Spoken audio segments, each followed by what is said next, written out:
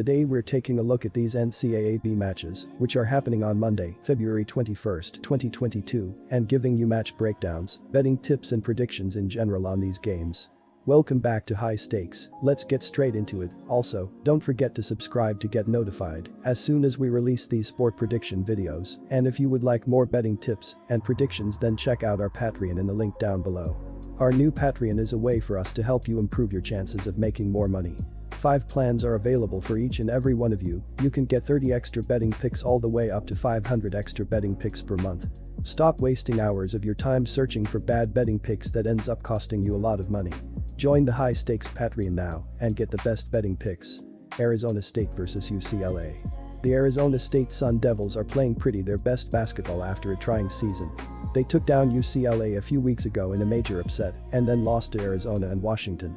But after that Washington defeat, they rattled off 3 straight wins, beating Washington State, Oregon, and Oregon State to improve to 101-5 overall and 6-9 in the Pac-12. They were 10.5-point dogs against Washington State and absolutely laid the smackdown on Oregon, beating them 81-57 as 5-point underdogs. Another outright upset probably isn't on the table for Arizona State here, but with the Sun Devils playing their best basketball over the last week and UCLA being so injury-riddled, it could be closer than expected. The Sun Devils' defense has looked sharp lately, and in a slow-tempo game between some shaky offenses, building a big lead for either team looks like a difficult task. Even through all the team's struggles this season, Arizona State's defense has maintained top 40 marks in KenPom efficiency and effective field goal percentage allowed for the season. UCLA hasn't shot the ball well all season with a 50.6 effective field goal percentage that ranks right near the national average, and the Bruins could struggle here with Arizona State totally shutting down decent teams in Oregon and Washington State over its last 3 games. The main concern for the Bruins right now is Jack Jr., who looks like a shell of himself with 13 combined points over his last 3 games as his ankle is obviously hurting, and the Singleton-Clark duo might not be able to carry them again over a tougher opponent if Juzang or Riley is limited. Our first pick is Arizona State plus 14. UCLA is 12-11-1 against the spread and has covered in 3 of its last 4 games thanks to blowouts over Stanford and Washington State with a loss to number 17 USC in between. Overs are 11-13 for the Bruins, and 2 of their last 3 games have gone under the betting total. The Bruins are 48 in scoring offense nationally at 77 points per game, although there's been some shaky shooting at 49.4% from 2 and 35.5% from 3. UCLA grades out around the same and 57th nationally with 64.9 points per game allowed, and opponents are shooting 46.7% from 2 and 31.7% from 3. Juzang is UCLA's leader with 17.9 points per game, while shooting 39% from 3-point range, although he is officially questionable for Monday with a sore hip that held him out against Washington. Jamie Jack Jr. has battled through an ailing ankle to post 12 points and 5.2 rebounds per game, while Tyger Campbell adds 11.7 points, 4.4 points and 1.2 steals per contest. Arizona State is an even 12-12-1 against the spread and has now covered in 3 straight games as it also pulled off big upsets of Oregon and Washington State. Overs are just 8-17 for the Sun Devils, and 2 of their last 3 games have gone under the betting total.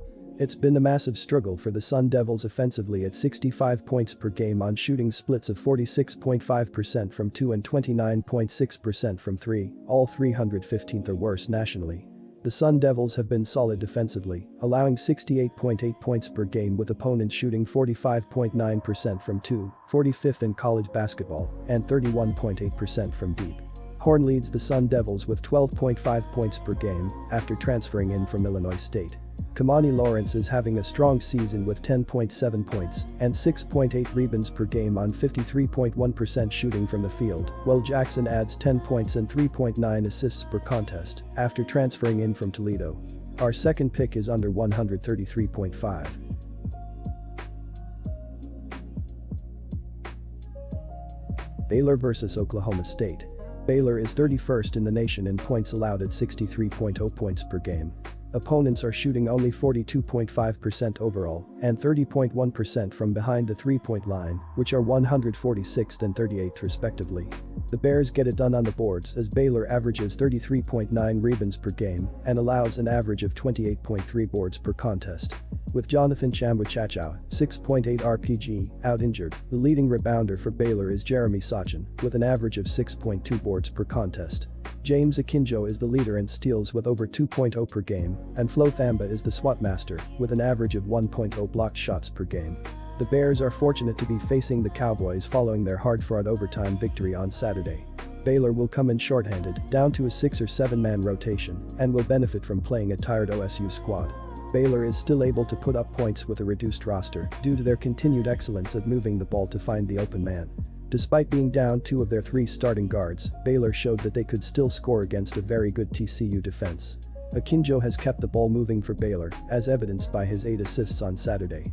Brown has also stepped in and helped the ball movement as well. Baylor also only had 11 turnovers on Saturday, another good sign for a team down 2 good ball handlers. The Bears' defense will be challenged by the perimeter play of Thompson and Anderson, but showed again on Saturday that they are still a strong perimeter defense, holding TCU to just 18% from long range. Baylor is scoring an average of 77.5 points per game, which is 39th in the nation, and the Bears are shooting 47.1% overall, while hitting 35.6% of their shots from behind the three-point line. Akinjo is the leading scorer for Baylor, with an average of 13.2 points per game, but is shooting only 39.4% overall and 31.7% from long range. Adam Flagler, who is questionable on Monday, is the second leading scorer with an average of 13.0 points per game and shoots at 44.2%. Akinjo is the dish leader for Baylor, with an average of 5.8 assists per game. Wheeler averages 16.4 assists and 13.0 turnovers per game. Our first pick is Baylor -5. Oklahoma State will finish a challenging season in one of the best conferences in the country against some of the upper crust of the Big 12. After tonight's game with Baylor, Oklahoma State will face arch-rival Oklahoma on the road, followed by another road contest against Iowa State.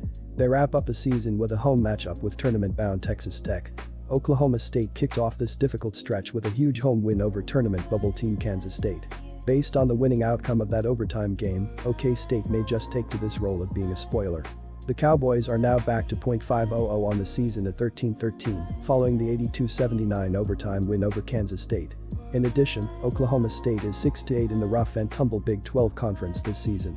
On Saturday, the Cowboys withstood a determined K-State team that is fighting to get into the NCAA tournament. Oklahoma State led 37-35 at the half and had several leads in the game, but none larger than 7. Avery Anderson III had 20 points in the victory, including the game-winning 3-point field goal, with 3.5 seconds left in overtime to seal the win. The Cowboys held K-State to just 36% shooting while shooting 51% themselves. They lost the rebounding battle 38-37 and committed 13 turnovers, compared with just 9 for the Cougars. Bryce Thompson led the Cowboys with 23 points, and reserve Caleb Boone scored 11 on 4 of 4 shooting. Despite the spat of injuries, the Bears are again among the best teams in the country. KenPom.com ranks the Bears as the 4th best team in the country, and they rank as the 7th most efficient offense in the nation. Baylor averages nearly 78 points per game, 15 points more per game than its opponents. They are shooting 47% from the field and 36% from 3-PT range. In addition, the Bears are an above-average rebounding team with over 37 per game. Baylor has done an excellent job getting out on perimeter shooters this season, holding opponents to just 30% from 3-PT range and just 156 3-PT field goals overall. The Baylor perimeter defense will be tested without 2 of their 3 starting guards in the next few games. Our second pick is under 139.